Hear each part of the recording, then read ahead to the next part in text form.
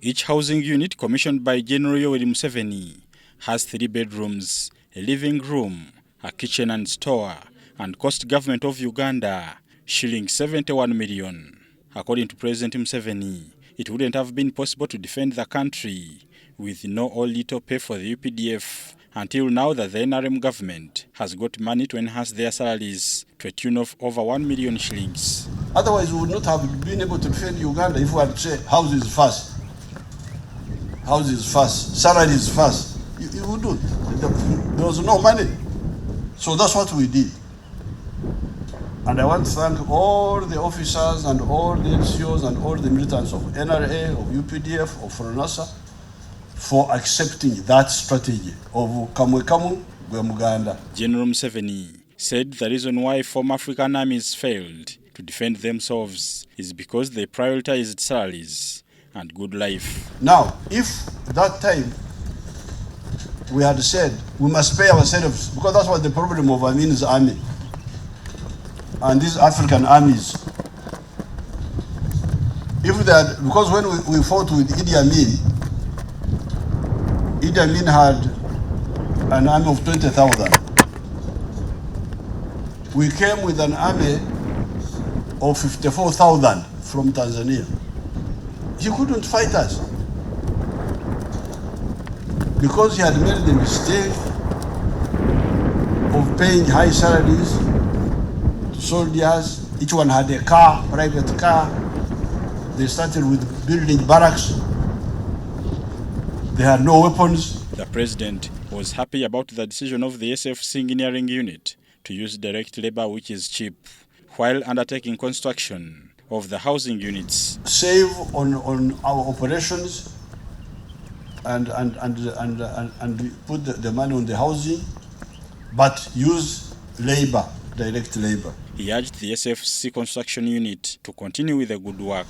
These Chinese companies you see here, Railway 18, I don't know what, these were former government companies and army companies. So continue, don't waste time with now private, what? No. Let's look for money for materials. The 60 billion we get, if 100 billion, when we get it, it should all be to buy materials, and we'll do the building ourselves. Constructing these houses using our own engineers gives us a lot of advantages. First of all, we save a lot of money. To the Chief of Defense Forces, General Wilson Mbasumbadi, this is as a result of the 2008 needs assessment carried out by the Ministry of Defense and Veteran Affairs, adding that the housing units will spur togetherness in the army, among other benefits. Because most of the soldiers lived in the famous Mama Ingia Pole, while others opted to rent in very cheap slums, which not only compromised command and control, but also made these soldiers very vulnerable as far as their security is concerned. Apart from the advantage of command and control, soldiers staying together also improves esprit de corps, the sense of belongingness, but it also helps them benefit from the common user facilities that we always find in the barracks. The Commander Special Forces Command, Brigadier General Felix Busizori, briefed President Museveni on how far the unit has gone in as far as improving accommodation for the soldiers. So when we completed the construction of these houses, we started on the construction of 80 housing units in Chigungu, in Makajo and Ruhengeri, and right now they are at roofing stage. So we are also about to complete the Health Center 3 in Lunyo Barracks here, in addition to the health centers that we have, and it can admit 20 people. He added that installation of a brick-making machine is complete to reduce on the construction costs. We have finalized the installation of a block making machine, and it has started the production.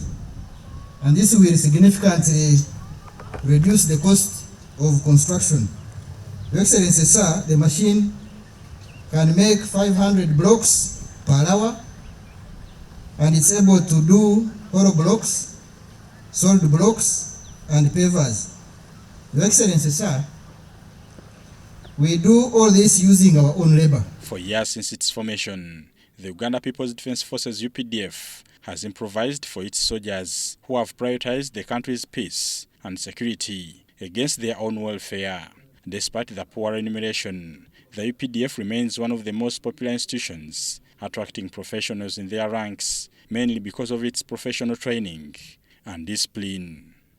Bernard Yiga, UBC News.